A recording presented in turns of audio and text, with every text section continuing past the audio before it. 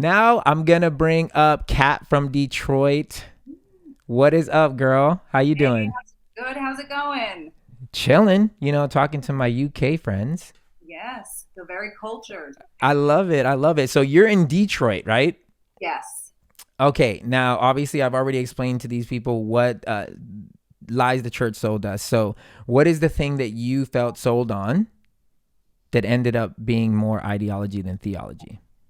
Probably a lot of things, but what I answered in your question that you guys reached out to me was the topic that a woman is to submit to a man or husband regardless. Like just submit, obey regardless. That's biblical.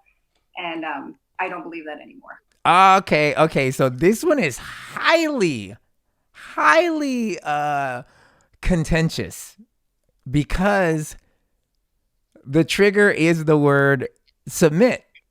Yes. Everybody has different verbiage for that or a definition for that. They feel a different thing. So when you hear submit, because the actual word is not bad. The Sure. actual word is not bad. Like submitting is one of the most powerful things you can do. Submit to the will of God. Submit to your teachers who know more than you. I submit to my accountant all the time. So submitting is not a bad thing. But when you hear the word submit, what do you actually hear? So I grew up more in extreme circles because I know this is something obviously it's in the Bible where it talks about, wives submit to your husband, also talks about submitting to one another. But the context and the church circles and just the seminars and the books that were pushed to me, it basically was the purpose of a female is just to solely complement her husband's life. Like what he says goes, doesn't matter how you feel, you have to obey. And just basically in a very Christian way, you're his doormat. Mm, yeah. Now, did you try that? You know, so I grew up in a home where that was very much expected just from the male authority figures in our life. My father, very patriarchal. And I started really following the Lord as a teenager. And like you said, submit, it was so important to me to submit to God, to his will, to his word. And I just desperately wanted to please the Lord. And so that's what I love about what you guys are doing because a lot of this stuff is ideological or cultural. And so if you get people that are just sensitive and hungry to do the right thing, if they have bad teaching over them, it can really lead them astray and into Right. just bad ways. And so, yeah, so even growing up, I just felt like it was right to just kind of always cower down. Like the man just has the final say. The woman is like out of line if she speaks against something or challenges something, even questioning or like even respectfully challenging a male figure in my life was looked down upon. How did the male figures in your life respond to that? Like, did they pick you up and say, hey, it's okay. You can tell me what you feel? Or did you find, because it feels like the resistance came because maybe at some point you were taken advantage of within this? Yes. Okay. So are you able to say where that happened? Was it with the church or was it within your own relationship? So it was within my family, within different church circles. When I was a young adult, I went away to ministry school. It was there.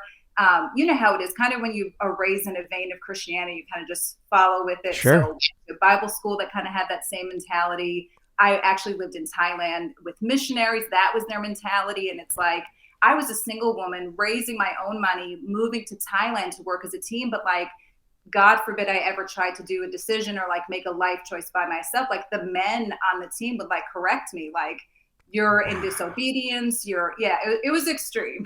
And it's Wow. the funny thing is like the way I am naturally born and raised in Queens, New York, Irish, like I'm feisty. Yeah. So like I just always kind of dumbed myself down and like stuffed it because I'm like I believed what was being fed to me and it was being used by showing scripture. This is why we feel this way. And so but the older I got, it just did not feel right. And just this constant wrestling inside, like just yeah. So sorry, you probably have more questions, No, no, but no, no, no, no. I want you to keep going. Yeah, no. The older you got, the more you realize that this wasn't it. yes. Yeah. And I think a lot of that too which thank God, just like being exposed to different spheres and circles. And I'll get into more of it later, but like the person I married, he is probably the biggest champ and proponent for like women succeeding and thriving. And so just in my relationship with him has brought so much healing and just dignity and affirmation of who I am as a woman. And my husband's a very strong believer. He loves Jesus. So it's been such a beautiful journey of going on 15 years of marriage this fall, but just his viewpoint and just the healing and life that it's brought, him being completely opposite of the way that I was raised and was taught was right, how a woman should be. Now, let me ask you this though, because a lot of people, well, maybe not a lot of people, the thought is like, it's hard to submit to someone you don't respect. But once you find someone you respect and love, super easy to submit to them. Yeah. Did you find that to be true, like in your relationship right now? Yes. So, and it's so funny because my husband laughs because when he's opposite. So when we first got married, I remember we were making dinner one night and I was making potatoes and I'm like, well, what do you want? Do you like mashed, roasted? Like, how do you want your potatoes? He's like, just cook them. I'm like, no, but like, how do you want them? Yeah. And I remember even like asking his, like, do you mind if I grab a cup of water? Like, we're married. Like, it's my house too. And he was just like, be free. Like, this is your house. And it was amazing though, because all that false teaching and just the pressure and the lack of dignity I had just by being a female, it even played into our intimacy and just the pressure that I felt, books that were handed to me, even at our wedding, Created to Be His Helpmeet, which is basically like God made you just for the man. And it's all about just pleasing the man, giving yourself physically to the man, like, regardless, he could treat you however, but it's your job. Like you cover, you never expose, and just all this pressure. So even in our intimacy, I loved him, but there was just so much pressure. And did you feel like did you feel like there was times where you weren't able to or weren't encouraged to say things that you liked or that things that you wanted? It was more so like, just take care of him, and that means it's a good sex life. Yes.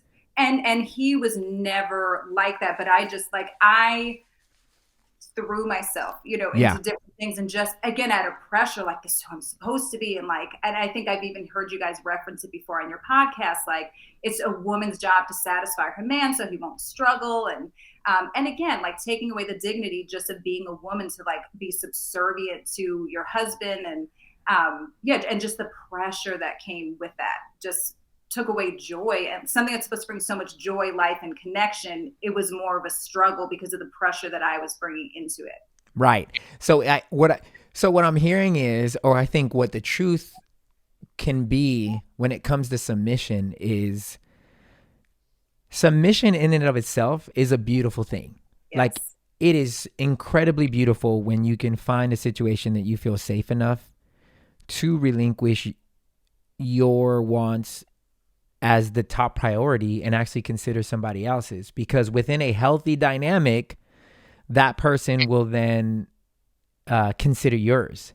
Yeah. So like for me and my wife, like when it comes to intimacy, one of the biggest turnoffs for me is if my wife ain't in the mood or if she don't want to, bruh, nothing in me is like, yeah, let's go. I have friends that are like, doesn't matter if she's in the mood, like it's happening. And I'm like, really? Bruh, like I have never, like I will, if my wife says she's not in the mood or if she doesn't feel whatever, my first thing is, all right, let me make you feel better. Not so that I can have sex, but just so that I can make you feel better. I want you to feel good. And so to me, when I hear about submission and this ideology, is like, a lot of people, there's somebody in the comments, Laura, she said, I use support after 38 years of marriage. So her word that she uses is support instead of submit. So that's fine. But I guess I always want to ask the women, is it the idea of true submission, like what it was actually intended? Christ submitting himself to humanity, to human form, just so that he can save us. Yeah. There's no way you can tell me that it's submission is bad. Correct. So is it changing the word, or is it changing the way you now hear the term submission? Because I feel like within a healthy relationship, submission is not only requested but given. So I asked my wife, well, I've never asked her to submit. She just kind of does because I submit to her. Yep. Like, I don't do anything without her approval. Yeah. Like, if I bought this shirt, I'll come home and I'll be like, babe, you like this shirt? Yeah, it's nice. How much? And I'll be like, I spent $200 on it. I think that's too much. All right. I take it off and I take it back. Yep. I don't even ask questions. Oh, you think it's too much? Okay, I'm gonna take it back. It's all good. I don't need it. Everything. Hey, babe, I'm gonna buy this house. Oh, babe, I'm gonna buy this car. I'll tell her about it. She'll either be like, I'm with it, or I'm not. If she says she's not, then I'm like, all right, it's not happening, because I care more about unity and her feeling heard and seen. So because I sow that, I think it's healthy to expect then the same amount, or at least the respect of submitting to your other person. How does that make you feel? I think, like you said, obviously it's important because it's in the Bible. It's clearly written out in there. They address it. And I agree with you. I think when there's a beautiful coming together, like it says, submit to one another, it can be such a beautiful, powerful thing. Mm-hmm. And I think that's why I hate when women feel how I was brought up under it, because it becomes a suppressive, like negative, like put you down thing, when really it is. And I laugh. It's like, I like, in the term you're saying, I submit to my husband, not because his male genitalia, Right? but because he's earned my trust and respect, and mutually. And I laugh because I was even thinking of that whole passage in Ephesians 5 where it talks about submission. It really goes on to the husband, like, hey, you love and give yourself to your wife like Christ gave himself for the church. And I'm thinking, I have never once heard of a book written how men can please their wives better sexually. Right. Or at least in Christian circles. But how many times do we broach this topic for women, and it's all women have to please their husband and give themselves. But it's like, if you look at the scripture, it's more addressing the man, like, hey, you give of yourself, and I know it's a giving to one another. Yeah. But No. that we act like it's just all on the woman to make the man happy. You rarely hear the topic or seminars or conferences about how a man can really enhance his wife's life, Oh, bruh. I remember I told my wife I wanted to. I was like, man, if I was ever a pastor or something, like I would give like premarital counseling, right? But I would be like, I would literally, and this is maybe controversial, but I'm like, I feel like I would film actual, and this wouldn't be like pornography. This would be like teaching. This is a woman's clitoris. This is where you find it. This is this. This is this. This is what happens when this happens. This is what happens when this happens.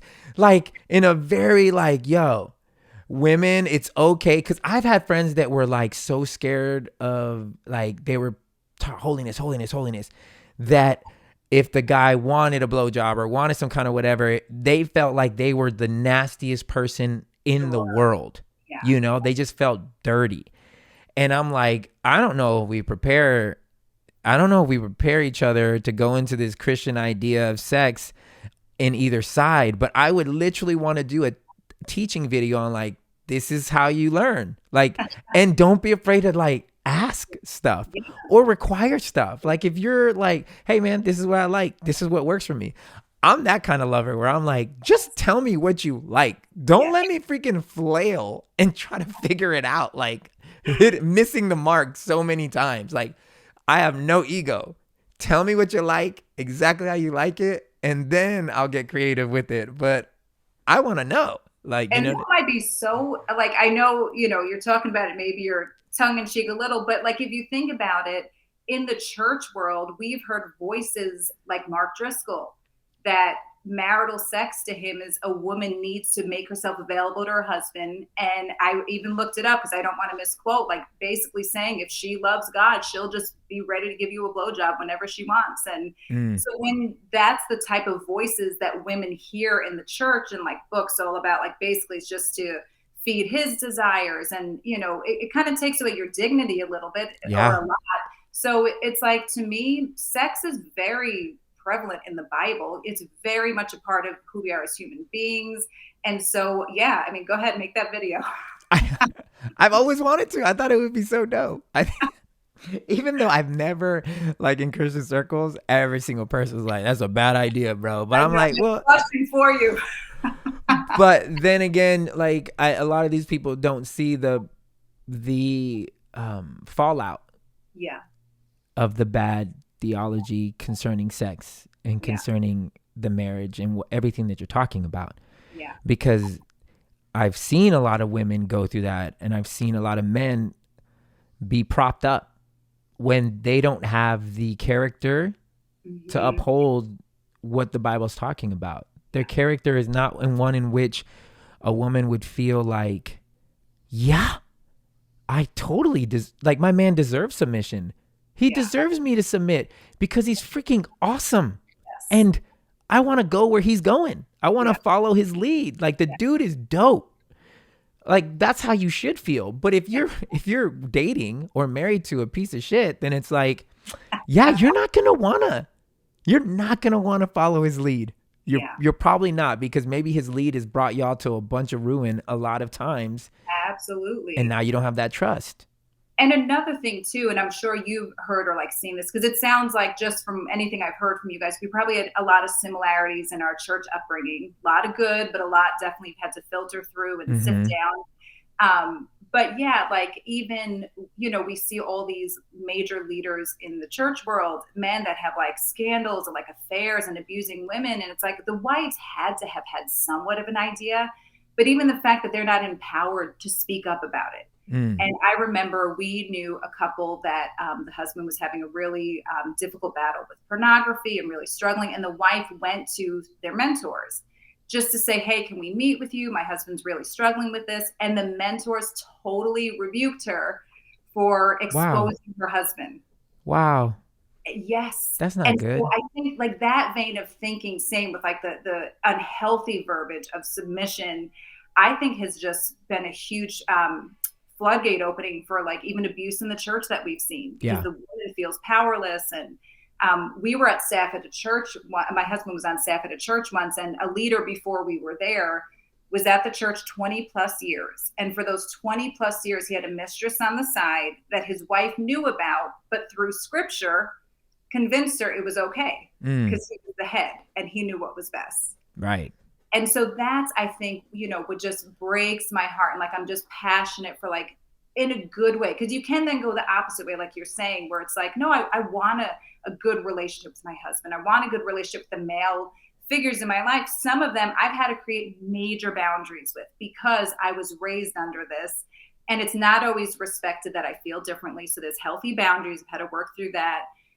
But I think I'm so glad that you guys had this as one of the topics to talk about, because I think women just need to hear this. Like there's a place to be free in this, but still also desire, like please God. And like you said, submit to your husband. It doesn't have to be running from it to the extreme where it's like you don't have that beautiful connection with your spouse. Well, I think you could be running towards it, but instead of saying, oh, I don't want to use the word submission, or I don't, you know, instead of feeling a certain type of way, here's how I would approach it. I can't wait to submit. I can't wait to submit. And guess what? I get to be the one that chooses who I submit to. Yeah. So if I pick a whack ass person and then get mad that I'm supposed to submit to them, that's on me. Yeah. But I can't wait to submit, because I will. Look, if Christ is the ultimate person that we're supposed to be, you know, mirroring our life to, all he did was submit. He submitted to human ways. Sure, he had some miracles and stuff, but he died on a cross. Yes. He could have did anything. He submitted to our natural law, got born through a natural way, lived a natural life, did the whole puberty thing, the whole way. Like, he did it all. He submitted his whole life just so that he can show us how powerful it is to submit. Yep.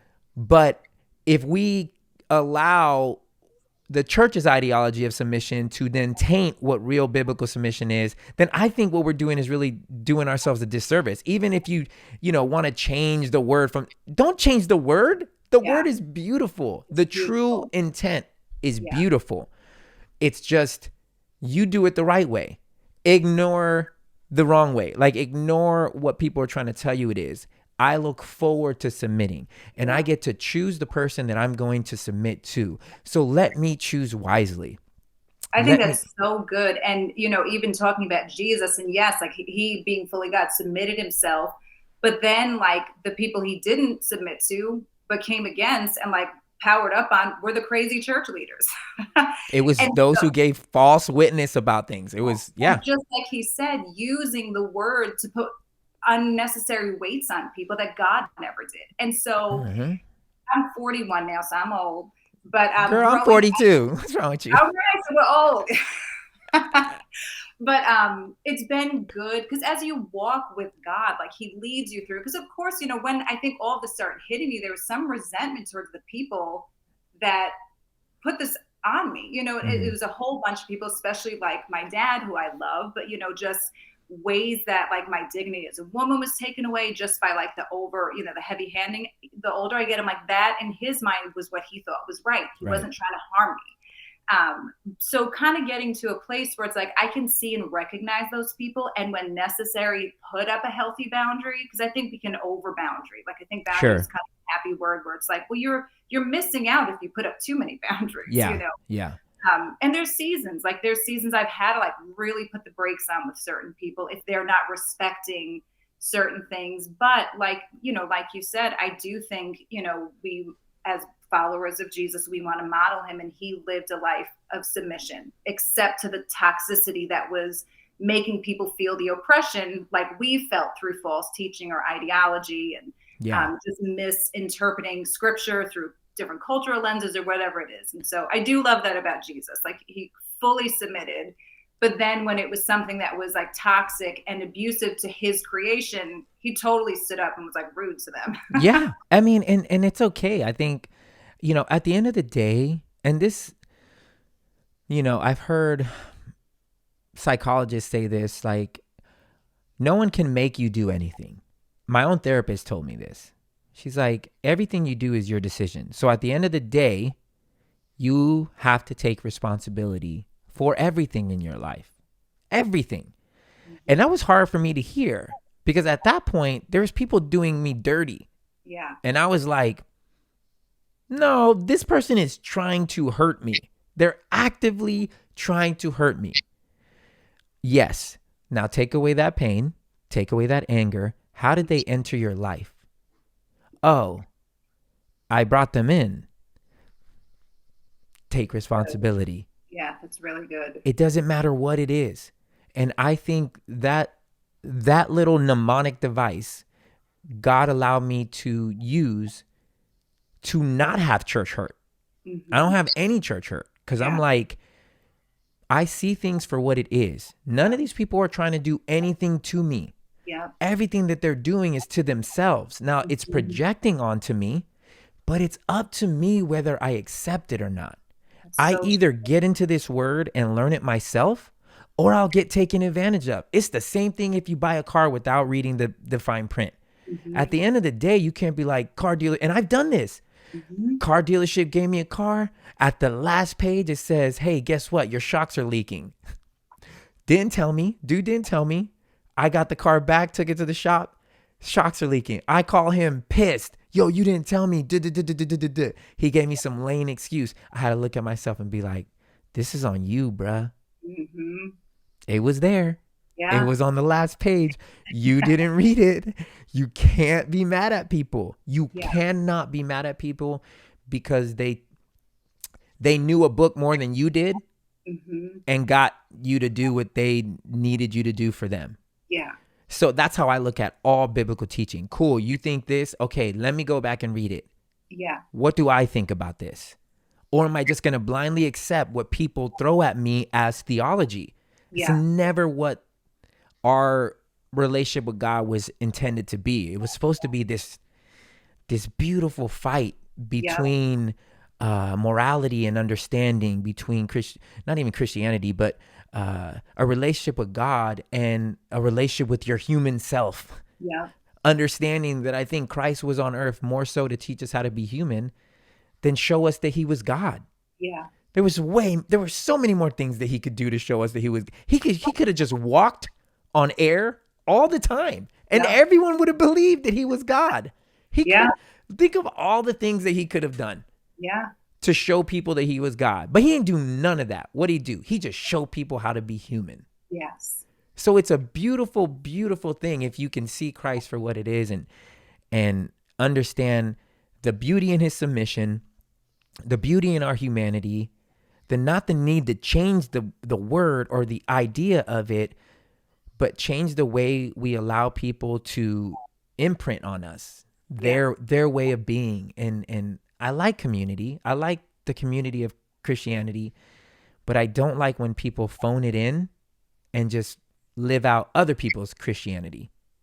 Because I think that's where hurt lies. And then you turn around and blame someone else. Mm-hmm. And then you get stuck. And I feel bad for people who get hurt by the church because most of them stay stuck and angry, as opposed to being like, you know what? This one's on me. Yeah, they did wrong. And yeah, they may have been malicious in intent. I don't know that. I'm not them. Yeah. But this is on me. Yeah. I'm going to take this. I'm going to learn. I'm going to move on. I'm going to use this amazing superhero gift called forgiveness. Yeah. Once you can forgive people that hurt you, you're a freaking superhero. You're free. You can't, no one can touch you. Yeah. And I learned that quick. I learned that in Bible college. This girl screwed me over. And I remember everybody was like, she's a bitch. She's this. She did it to 2 other guys. And I was like, nah, man, I'm going to understand and forgive her. That's what I'm going to do. And everybody was like, you're stupid. You're dumb. You got played. And I'm like, I'm going to forgive her. Yeah. And that's when I learned the spirit or the power of like forgiveness and taking responsibility. And from then on, I literally have walked through this life being hurt, but it never sticking. Yeah. It just kind of like and it's nice you learned it at a younger age, because I feel like so many of these things that we're talking about, especially coming out of the church, it's going to be a process for anyone that grows up in it. But a lot of times I feel like when I talk to younger people, if they, open up to me about things they're going through, and I just say, there's some things that will only get better as you get older. Like there's just, if I could tell my 30-year-old self certain things, I would. But then I'm like, but it's part of the process of humanity, walking through it. But I think like the earlier you learn to forgive, and as you said, take responsibility where it's needed. Like if you're in a toxic situation, and that's why I love what you guys are doing, like talking about these issues, because it empowers people. Because I'm a strong woman and I know that now, but like, because I was in certain spheres, I wasn't empowered. So I didn't walk out in it, Yeah. And so I'm so glad there's voices like you guys and different people in the Christian world still saying, just speaking truth without, because there's a lot of people like the deconstruction evangelical world that, even if I agree with what they're saying, there's so much hostility and anger and blame. And I'm like, well, I don't think that's going to do any good either. Yeah. These people are miserable, Yeah. I mean, because they're looking outside to heal something that's really on them to heal. Yes. Like look, I don't care what's been done to you in the church. Ain't nothing's been done worse than what has been done to Jesus. Yes. So it's like, it pales in comparison. And when I tell people, it sometimes it may sound like I have no empathy for what has happened to you, but I truly do. The way I look at it is like, okay, something has been done to you. You have been hurt somehow, some way by someone or some institution. Okay, we've all had that happen. But what's the end goal? Yeah. If the end goal is healing and you live in your best life, I don't give a shit what has been done. Mm-hmm. Get through and over that as fast as possible. And the way through it is accepting what you could have done better. And a lot of people don't want to do that because they want to keep the blame on the other person so that they can feel righteous. Yeah. It was somebody else's fault, and now my life isn't the way I want it to be. That doesn't get you to the goal that we said that we wanted. We want to live a full, happy, joyful life. So yes, this person did shitty things, but God will take care of this person. He sowed that into your life. Now they're going to deal with that. They're going to reap what they sowed. Let God handle that. Yeah. Your job is to get you from angry, hurt to forgive them and living your best life. Yeah. And the only way to get there is to take responsibility for what you could have done better and let it go. Yeah. And it sounds like harsh, but I'm like, nah, bruh, this is actually self-preservation. Because if you don't do that, if you keep the hurt, if you stay mad, if you allow that to be a habit, that habit is going to turn into a personality trait. And then that personality trait is going to turn into your character. And now you're just pissed off Nancy. Now you're just angry all the time, Susie. And now you can't attract good things to your life because your whole aura, your whole energy is just, I hate people, or people will do you wrong. And solid people don't want to be around somebody like that. Yeah. And the irony is they've allowed themselves to become that because of toxic leadership or whatever. And then through that, that's who they become. And they start, a lot of times end up being maybe more of the abusive one or the toxic person, something that they so hated.